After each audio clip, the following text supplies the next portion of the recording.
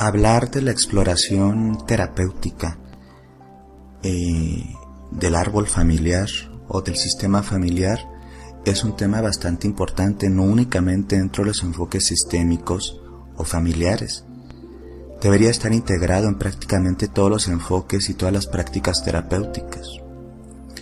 Cuando digo terapéuticas, no únicamente me refiero a la psicoterapia o a las psicoterapias, sino también a todas estas terapéuticas que, sin ser psicoterapia, ofrecen algún tipo de orientación, de entrenamiento o de exploración. Pueden ser desde las terapias alternativas o de la nueva era hasta las terapias espirituales que ofrecen métodos alternativos o no hegemónicos para abordar alguna problemática psicoemocional o de salud física. Entonces, quiero hablarles un poquito de la importancia de la exploración de los antecedentes familiares, de los sistemas familiares y a veces también de esto que llamamos el árbol familiar. No necesariamente me refiero a los enfoques sistémico-familiares, me refiero a todos.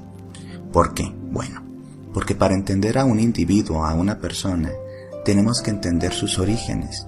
Y generalmente los orígenes de todas las personas están auspiciados o están contenidos dentro de una red de crianza.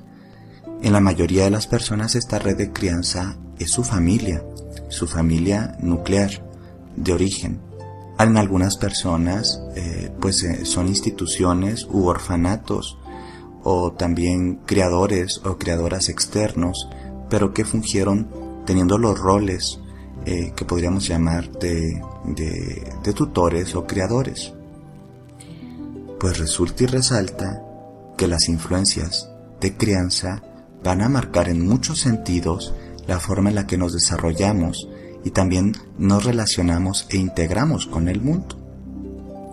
Entonces, hacer una aproximación interpretativa de una persona en donde no conocemos sus orígenes, la forma de interpretar sus orígenes y las circunstancias que rodeaban todo este acontecimiento, es como estar tratando de hacer un estudio o, vamos a decir, una investigación sin ningún marco teórico. Entonces entenderíamos que el marco teórico para el sujeto de estudio o el objeto de estudio, mayoritariamente en temas de psicoterapia y terapias, es la familia. Familia diversa, familia tradicional, cualquier tipo de familia, pero es la familia. Entonces, la familia, su cultura, su estatus socioeducativo, sus dinámicas, todo esto y más tenemos que explorar. De hecho, se recomendaría que a lo largo del proceso psicoterapéutico se aproximara continuamente a sacar más información sobre los orígenes de la persona y, sobre todo en las primeras sesiones, entender el perfil familiar del cual viene. Así, por ejemplo, encontramos que una gran cantidad de personas que actualmente transitan alguna situación de ansiedad diagnosticada o no, cuando escarbamos un poquito en los orígenes familiares, encontramos tanto antecedentes de la presencia de la ansiedad en familiares cercanos, como también formas ansiosas de relacionarse o cómo se le enseñó a relacionarse de forma ansiosa con el mundo. Es decir, si bien hay detonantes ambientales, también puede haber antecedentes genéticos que lo dejan más proclive o más propenso a presentar ansiedad, pero también puede que el mismo sistema familiar y sus modelos de crianza y modelos de relación fueran altamente ansiógenos, ¿sí? Que la forma normal de vivir era la ansiedad, y aunque no se le dijo de una forma explícita, a través de el trato y estas formas implícitas se transmitió esta impronta o este modelo de ansiedad en la vida de este paciente. Y si nosotros no sabemos eso y estamos buscando por las ramas, sin entender las raíces, pues vamos a perder mucho tiempo, pero sobre todo vamos a hacerle perder tiempo al paciente o al cliente. Entonces, aparte de nosotros saber hasta dónde sí podemos y hasta dónde no, tenemos que hacer por lo menos, ¿sí?, en el protocolo de atención, en la entrevista inicial o en el cuestionario, preguntas específicas acerca de qué pasaba en el sistema familiar.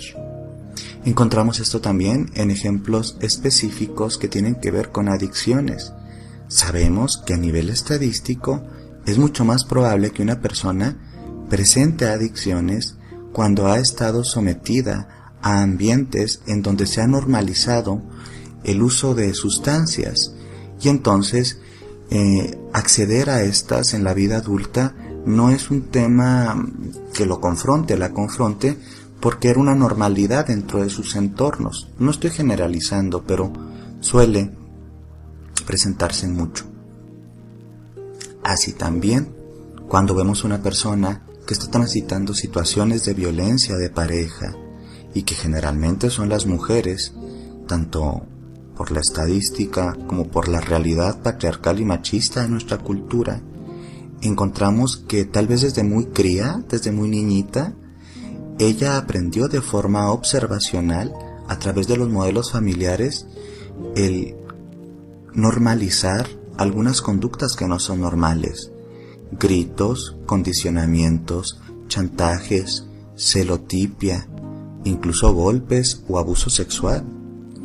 Entonces, te das cuenta que si bien nuestra familia es nuestro origen, no necesariamente tendría por qué ser nuestro destino, pero ese origen marca en muchos sentidos hacia dónde nos vamos a dirigir cuando estamos en un estado de inconsciencia. De ahí que es importante que tanto en el trabajo terapéutico, personal y de autoconocimiento y etc, sí pongamos un énfasis bastante marcado en qué estaba pasando en mi familia, cómo fue la infancia, cómo se llevaba mamá y papá si es que estaban juntos. Si no es así y no estaba ni mamá ni papá y había otros creadores, ¿qué vínculo formé con ellos? Encontramos también a personas que al tener modelos de crianza altamente rígidos, fríos y distantes, desarrollan, vamos a decir, un perfil bastante bloqueado o con ciertas dificultades para socializar o acercarse física o emocionalmente a las personas. Pues bueno, no tienen la culpa. El tema, son responsables para cambiarlo, claro, y lo pueden hacer, pero el tema es que ellos nunca se les entregó, vamos a decir, este mapa, entre comillas, emocional para acercarse de forma bonita y sana a las demás personas. No conoce los métodos, no los integró a su mapa. Vamos a decir, no le dieron ese software. Es muy probable que si tú no sabes que los antecedentes familiares eran distantes, fríos, vayas a estar buscando pues por las ramas, y entonces vuelvo a repetir, estás haciendo perder tiempo. Y cuando estamos en proceso de curación, de sanación, cuando estamos dispuestas a cambiar, el tiempo es algo precioso que debemos de valorar y de invertir bien.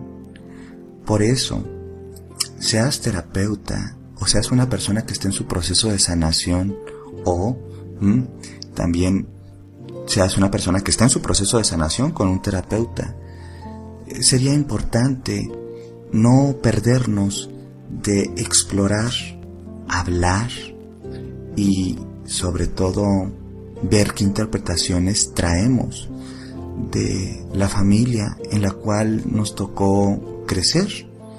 Y digo impresiones y digo interpretaciones porque a veces las cosas no son importantes porque sucedieron, porque las cosas son importantes porque las interpretamos de alguna forma. Entonces encontramos también personas que tal vez hemos vivido o han vivido en familias que tal vez eran de tal o cual forma, pero nuestras interpretaciones de esta familia y los recuerdos que hemos sostenido han sido altamente selectivos y tóxicos. Por ejemplo, ninguna familia es perfecta, ninguna familia tiene un manualito, ¿sí? Y los 3 puntos para ser perfecta. Eso no existe. Que a veces niños y niñas que vivieron en familias reales, normales, con sus problemas convencionales, como adultos generan una serie de idealizaciones e irrealidades y entonces sufren y padecen una gran carga neurótica porque interpretan que todo fue un fiasco, que fue espantosa su infancia y que su familia era cutre. Pero quizá la realidad es que solo estamos teniendo una atención y una percepción selectiva en las facetas oscuras o negativas de nuestro sistema familiar, y se nos ha olvidado poner gratitud y poner amor y poner atención selectiva también en los aspectos positivos. De hecho, creo que gran parte del sufrimiento que nosotros podemos llegar a tener parte de las interpretaciones selectivas y negativas de nuestra realidad. Si bien es cierto que a veces las realidades sí son espantosas, muchas veces no lo son tanto o no lo son, pero nuestra tendencia al dolor nos hace seleccionar únicamente los recuerdos y los contenidos dolorosos para justificar nuestro sufrimiento, y hemos perdido la capacidad de percibir con gratitud aspectos también muy sanos, muy lindos y recuerdos muy amorosos de lo que nos tocó vivir. Entonces, ayudarnos y ayudar al cliente paciente a reconectarse con las realidades de la familia, con las dinámicas de la misma, con entenderlas también nosotros, pero también explicarlas de formas más conscientes, adultas, y ¿por qué no? Me atrevo a decir, entendiendo los límites, el amor, la inconsciencia que había, y sin justificar a nadie, pero entendiendo, quizá, tal vez así podemos empezar a estar mejor. Esta es una reflexión cortita que trato de dejar acá sobre la importancia de explorar en los procesos de curación, ¿sí?, los entornos y los sistemas familiares, ya que estos en muchos sentidos van a dar una luz o una gran posibilidad de trabajar nuestros propios aspectos de dolor y nuestros propios aspectos neuróticos.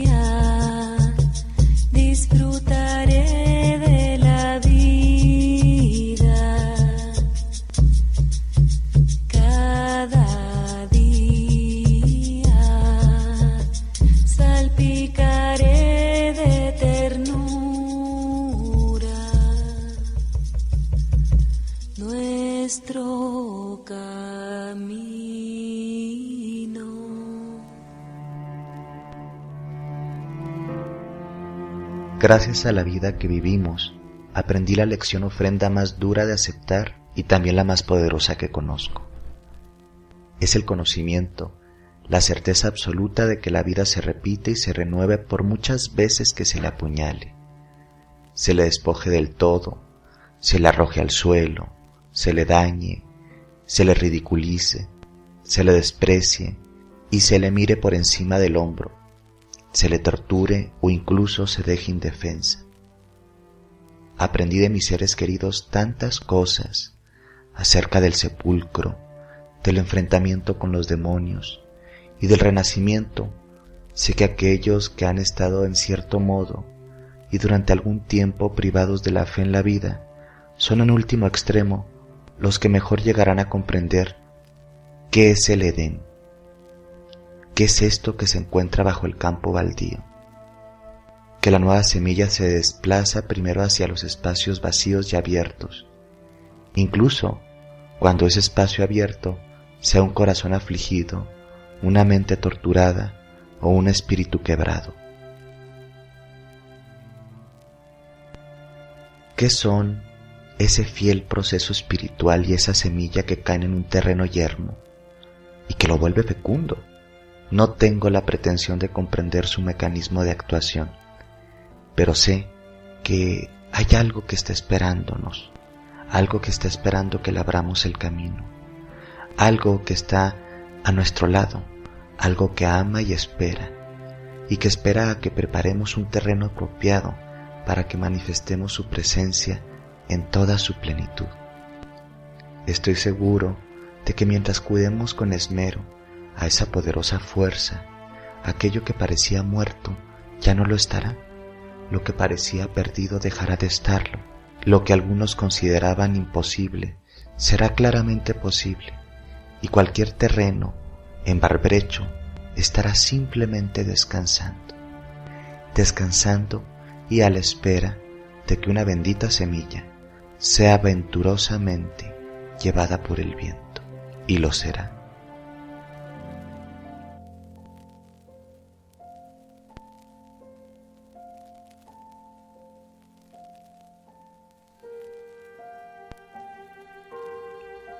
Niégate a caer. Si no puedes negarte a caer, niégate a permanecer en el suelo. Eleva tu corazón hacia el cielo y como un mendigo hambriento suplica que te lo llenen y te lo llenarán. Puede que te empujen hacia abajo, pueda que te impidan levantarte, pero nadie puede impedirte elevar tu corazón hacia el cielo. Solo tú. Es justo, en medio de la desdicha, cuando muchas cosas se aclaran. El que dice que nada bueno se ha conseguido con ello es que aún no está prestando atención. Clarissa Pinkola de Estés, El jardinero fiel. Paradójicamente, el resistirnos a cualquier agente que fuera destructivo para con nosotros es una forma positiva de afirmación. Negamos, ¿sí?, la posibilidad de ser devastados, de ser destruidos. Negamos las opciones que tenemos y que son negativas. Nos negamos y no nos conformamos a los que nos quieren ofrecer algo que no nos sirve, no nos gusta o realmente ni siquiera nunca lo buscamos. Niégate a caer. En algunos cortes psicológicos se utiliza la terminología de resiliencia. Sí, esta capacidad de sobreponerse y de resistir a los traumatismos, experiencias destructivas, en fin, a todas esas cosas que a veces nos suceden y que de una u otra forma nos llevan. Negarnos a caer, ser resilientes, resistir, es una forma de decir que tenemos fuerza yoica, fuerza del yo, que no estamos dispuestos a ser rotos o quebrados por las circunstancias traumáticas que nos han pasado o incluso nos seguirán pasando. Hay que preguntarnos, ¿cuáles son esas grandes heridas?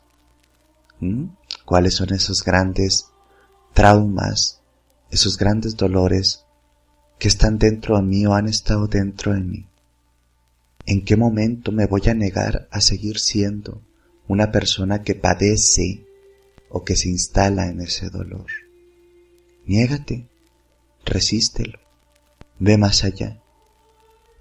Hace algunos días estuve en una sesión con una cliente y me comentaba algo que me brincó mucho. A grosso modo me comentaba que como no había conocido a su padre, sentía que esa ausencia siempre estaba presente y a través de algunos enfoques que voy a llamar un tanto positivos, le decían que generara recuerdos imaginarios acerca de las cosas bonitas que pudo haber pasado con su papá, como para tener una cierta imagen positiva de él. Esto es una fantasmagoria, esta es una ilusión. La realidad es que nos han pasado cosas duras. La realidad es que a veces nuestros padres no han estado ahí. La realidad es que duele. La realidad es que no estuvo. No podemos estar imaginándonos cosas bonitas para tapar las cosas que tenemos que trabajar, las heridas que realmente están infectadas. Yo le comentaba de forma muy respetuosa que me parecía interesante el enfoque, pero que no lo consideraba lo más positivo a largo plazo porque era una forma neurótica de engañarnos.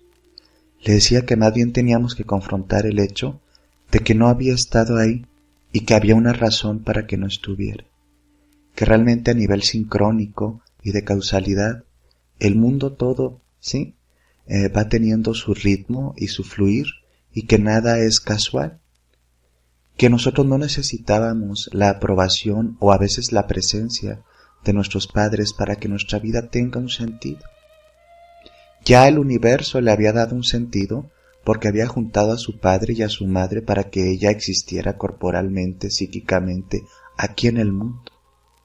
Entonces, ya se había hecho el trabajo que tenía que realizar su padre, y eso era honroso, ella existir, ella estar aquí, más allá de las circunstancias de tu familia, de tus padres, de tus ancestros. El universo ya te quiere a ti, ya te quiere aquí, ya te quiere a ti como eres, ya te pone en este mundo. Entonces, desde ese lugar teníamos que reconectarnos con la idea de que, bueno, en fin, no fue como el mapa que nos han dicho que es, o como el cuento acerca de las familias felices, pero estás aquí, y estás viva, y tienes un gran potencial, y de alguna otra forma, tu propia resiliencia, tu propia fortaleza, tu propio impulso, te ha traído hasta este lugar en donde te estás reconstruyendo como mujer, y eres extremadamente creativa, y eres extremadamente poderosa, y aunque tienes tus fragilidades, esas fragilidades no te menguan o no te hacen menos, te hacen especial, porque a través de cada herida, tú has construido lo que eres, y creo que eres una persona muy fuerte. Entonces, cuando terminábamos de platicar esto, me decía que nunca lo había visto desde ese lugar, en donde, pues bueno, la realidad es que la ausencia fue, pero que también esa ausencia, a través de esta presencia de la ausencia, ella había configurado un tipo de personalidad y había buscado su propia sanación a través de esta ausencia. Negarse a conformarse con lo que nos ha tocado vivir es decir, ok, sí, me ha tocado vivir esto, pero no me voy a quedar aquí, tengo que seguir adelante, tengo que dejar que mi vida se abra camino. Entonces nos tenemos que preguntar, ¿cuáles son esas grandes como barreras que nos hemos puesto? Y tenemos que negarnos a dejar paralizada nuestra vida por ellas. Tenemos que a veces ser de una forma muy tajante y destruir estas limitaciones y proseguir. A veces nos tenemos que contar las versiones no tan gratas de nuestra propia vida y dejar de disfrazar el dolor. Dejar de disfrazar el dolor es dejar de conformarnos con el mismo. A veces está ese dolor ahí, ¿no? Y nada más lo estamos disfrazando con una sonrisa falsa, con un falso bienestar, con algún tipo de chaqueta mental acerca de que todo fue para que las cosas se dieran de forma bonita y que bueno, no tenemos por qué hacer eso. Podemos negar que queremos seguir ahí, pero para eso necesitamos aceptar que eso nos dolió, aceptar que no fue agradable, aceptar que hay muchas idealidades que no se cumplieron en nuestra vida, y eso no nos quita ningún valor como seres humanos. Nos da una riqueza y un matiz, sí, y una profundidad psíquica única y personal. Sabes, las obras de arte son arte, o se diferencian de la artesanía, entre comillas, porque no están hechas en serie. Puedes hacer unas hermosas artesanías y hacer 20 o 40 iguales, pero cuando vas a hacer arte, no se va a volver a repetir esa pieza, esa experiencia, ¿sabes? Esa pieza, esa experiencia, ese objeto arte, ese sujeto arte, es irrepetible, es único, y esa irrepetición viene de sus pequeños detalles, profundidades, matices. Esos son los grandes o pequeños regalos de dolor que tenemos también en nuestra vida. Son nuestras alegrías y son nuestras sendas lumínicas y nuestras noches del alma. Y eso también ha hecho de ti una hermosa pieza. Y no tienes que negar ese dolor como si no existiese, porque si tú la niegas, se va a resistir en síntomas neuróticos, se va a configurar como mecanismos defensivos de negación que no te van a servir. Eres una hermosa pieza de arte, sujeto de arte, ser de arte. Y tus pequeños detalles y talladuras puede que dolieron, puede que fueron traumáticos, pero también te hacen ser esa persona única y especial que ha llegado a un momento de su vida, que se ha dicho a sí misma: me niego a conformarme con lo que se me dio, con lo que me contaron acerca de la vida, con lo que me contaron acerca de mí mismo o de mí misma. Estoy dispuesta a seguir adelante, soy resiliente y sé que esta pieza, objeto, sujeto, persona de arte, creación única y especial, todo el tiempo se está transformando, renaciendo y recreando. Entonces ahí nos damos cuenta que cada día, que cada experiencia, que cada alegría, que cada dolor, que cada presencia, que cada ausencia, también tienen su importancia en la construcción de nuestro yo verdadero, de nuestro yo auténtico. A la eternidad, y cada día todo empieza de nuevo, y cada día todo empieza de nuevo. Estoy enamorada de la vida. Muchas de las heridas que vamos cargando a lo largo de los años se formaron en nuestras primeras etapas de desarrollo, en nuestra infancia o juventud. Y muchas de estas heridas tienen que ver con los primeros vínculos que formamos. En la mayoría de las personas son con nuestros cuidadores o cuidadoras primarias. Y en la mayoría de los casos, estos cuidadores son nuestros padres, nuestra familia, abuelos, tíos y demás. A veces también junto con estas heridas almacenamos una serie de respuestas pues basadas en el resentimiento, la culpa, el dolor. Para ser sincero, ningún tipo de maltrato es justificable, ningún tipo de omisión de cuidados es justificable. No son justificables, pero a veces sí entendibles. Entender no es justificar. Comprender no es decir que está bien. Es simplemente ayudarnos a ir un poquito más a fondo y descubrir cuáles fueron las raíces, el génesis de este tipo de descuidos o maltratos.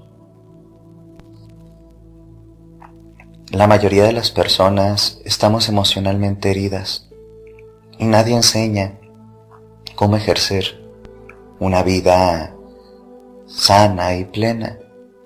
En las escuelas a veces se hacen clases o se estudia educación física, educación cívica, educación artística, pero muy pocas veces, o prácticamente nunca, se nos educa emocionalmente, se nos educa relacionalmente, es decir, somos analfabetas emocionales en muchos sentidos. Más aún en anteriores generaciones, pues nuestros padres y madres tenían un gran nivel de analfabetismo emocional y esto quedó reflejado en sus modelos de crianza. Ellos no podían dar lo que no tenían y trataron tal vez de trascender sus propios límites y darnos un poquito más de lo que a ellos les dieron. Aunque es difícil de aceptar, a veces tenemos resentimientos, corajes y dolor almacenado por las formas en las que nos trataron o por las formas en las que no nos trataron, es decir, también las omisiones. Puede que tal vez nunca te hayan golpeado o puede que tal vez nunca te hayan humillado de una forma directa, pero también las omisiones, como las faltas expresivas, como no abrazar, como no tocar, como no decir ciertas cosas, también te dejaron lastimada o lastimado. En este sentido, tenemos que entender que los abusos pueden venir de dos grandes vertientes. Una, las acciones destructivas y dos, las omisiones destructivas. A veces tal vez papá y mamá tuvieron que trabajar mucho para poder darte una mejor calidad de vida, lo que redujo el tiempo de convivencia y la calidad de la misma. Y eso también te hirió.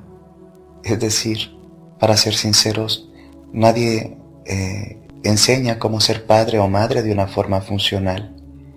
Y eso a veces no lo contemplamos, lo cual crea interpretaciones que hacemos de lo que nos pasó, y estas interpretaciones son juiciosas, dolosas y llenas de dolor.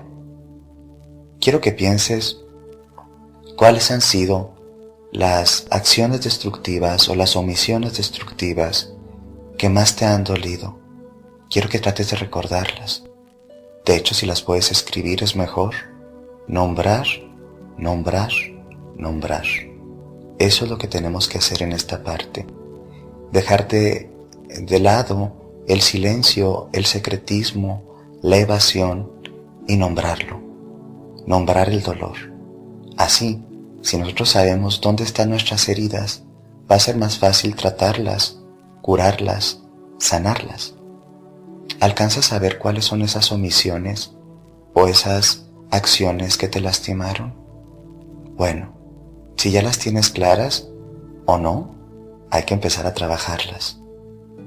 Una vez que las tengamos un poquito claras, las nombremos, las no olvidemos, es tiempo de escarbar un poquito en nuestro árbol familiar y en la propia historia de nuestros creadores y creadoras. De mamá y papá, a veces fueron ellos, a veces también los abuelos u otras personas. Una vez que te das cuenta y sales de este estado en el que a veces la victimización nos mete, que es el narcisismo doloso, es decir, vemos todo desde una autorreferencia y desde nosotros mismos, pero no vemos todo el escenario. Vamos a ver un poquito el escenario de nuestro padre, de nuestra madre, de las personas encargadas en criarnos. Tal vez vamos a descubrir que tuvieron muchas carencias, tanto en la crianza y también tal vez económicas, que ellos mismos se transformaron en adultos, en donde dormían niños y niñas heridos, lastimados, omitidos, ignorados, maltratados. Entonces, desde una mirada compasiva, mas no justificante, porque no se trata de decir, ok, es que justificó esto porque no podían. No se trata de eso. Vamos a hacer una mirada más bien comprensiva y compasiva de quiénes son los niños heridos que nos criaron a nosotros, cuáles eran sus formas de entender el mundo, cuáles eran sus límites y hasta dónde llegaban sus capacidades. Es decir, vamos a ver a estos adultos que nos criaron más allá, a ver quiénes son los niños y las niñas lastimadas que viven en ellos. Recuerda que los niños o el niño es el padre del adulto, es decir, a través de lo que nos tocó vivir, se configuró la forma de reaccionar en nuestra vida adulta. Es decir, niños heridos se transforman en adultos neuróticos o en adultos que sufren. Entonces, en este sentido, observemos más allá de nuestro dolor.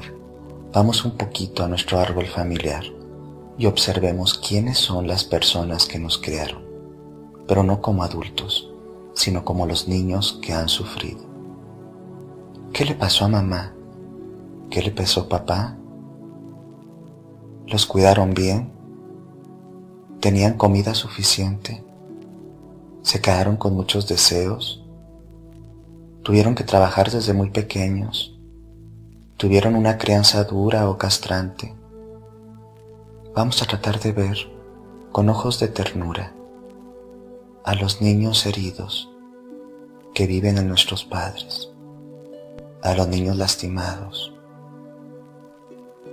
¿Puedes visualizarlos? ¿Puedes imaginártelos? Quizá ni siquiera tienes fotografías de cuando eran niños, pero puedes imaginártelos. ¿Qué pasaba con ellos? ¿Cómo era su entorno? Comprendiendo un poquito de esto, podemos acercarnos a la compasión. Compasión no es lástima. Compasión es entendimiento del dolor humano. Es una comprensión de este y es tratar de imaginarnos empáticamente qué se sentía estar ahí. Todos tenemos la capacidad de ser compasivos. De hecho, la compasión es uno de los ingredientes básicos para poder perdonar. Y perdonar no significa justificar. Perdonar significa liberarte y liberarlos. Liberarte del dolor que sigues arrastrando y liberarlos de tu corazón que puede estar herido. De hecho, ese es un ejercicio que te hace más bien a ti que a los demás. Perdonar no es hacerle bien a los demás, es hacerte bien a ti misma, a ti mismo. Quiero que observes quiénes son estos niños heridos. ¿Qué les pasó? Para esto, podemos ponernos en un espacio cómodo y tranquilo, cerrar tus ojitos y hablar desde la compasión, mirar desde la compasión, ir más a fondo y explorar dentro de ti, porque dentro de ti está un hermoso árbol familiar. Si bien tiene ramitas quebradas, hojitas que se han caído, a veces es muy fuerte, a veces es frágil, pero te conecta a toda la humanidad. En ti existen gran parte de las memorias de la humanidad pero sobre todo del inconsciente familiar y de todo tu árbol. Sabiendo que tú tienes estos conocimientos, tanto impregnados a nivel celular como a nivel psicológico, vamos a tratar de conectarnos con esa sabiduría, fuerza compasiva que hay en ti y decretar para ti y para el universo: estoy dispuesta a sanar, estoy dispuesto a sanar. Abro mis ojos desde la compasión, abro mis ojos desde la compasión. Y entonces empiezas a visualizar, a tratar de recrear, a imaginar quiénes eran los niños heridos que viven en mis padres, más allá de que hayan sido un poco crueles, o tristes, o enojones, o muy sobreprotectores. No importa, quita un poquito los juicios. Enjuiciar no nos sirve tanto en este sentido. Y vamos a tratar de ver si hubo abusos, si tenían frío. Trata de ver los ojitos de estos niños. Quizá estaban asustados. Quizá aprendieron que el mundo era un lugar no tan bello. Quizá simplemente estaban muy heridos. Por favor, trata de visualizar y deja que este ejercicio, de forma libre, espontánea, relajada, te permita ver más a fondo qué hay detrás de esos rostros de niños. ¿Qué pasó? ¿Qué les hicieron? A veces pudimos haber recibido algún tipo de abuso de parte de nuestra familia. Abusos psicológicos, físicos, económicos o incluso sexuales. A veces tenemos que entender que hay una cadena de víctimas y que estas personas que se transformaron en seres abusivos mayoritariamente eran receptores de abuso y replicaron sus atmósferas infantiles desde la inconsciencia y el dolor. Pero ya es tiempo de romper esta cadena de víctimas. Yo sé que tú puedes hacerlo. Yo sé que tienes la capacidad, porque sobre todo, si estás aquí escuchando esto, es que estás en una búsqueda interior. Entonces, si tú ya tienes esta capacidad de buscar y de accionar, significa que ya estás en tu proceso de curación. Entiende esta cadena de dolor, entiéndela, compréndela de forma compasiva. Basta de juicios. No tienes por qué replicar la amargura de tus padres, la violencia de tus padres, el dolor de tus padres, porque tú tienes la libertad del pensamiento, la libertad del sentimiento, y puedes decretar: estoy abierto y receptiva para mi sanación. Estoy abierto y receptivo para mi sanación. En este momento, aquí y ahora, comprendo compasivamente el dolor de este árbol, el dolor de los niños que fueron mis padres. Y estoy dispuesto y dispuesta a liberarme y a liberarlos. Por favor, trata de ser compasivo contigo. No te presiones a que esto salga de un minuto a otro. Este es un proceso hermoso. Es como hacer arte, es como artesanía. El proceso es delicado. El proceso a veces se queda estancadito un tiempo y después se reactiva. Sé paciente, sé amorosa, sé compasivo. Ya es tiempo de que te regales la liberación y el perdón. Y para eso hay muchas cosas que comprender dentro de tu árbol familiar y de los niños y de las niñas que fueron los adultos que te crearon. Hazlo en amor, hazlo en luz. Sé paciente, sé tierna, sé tierno.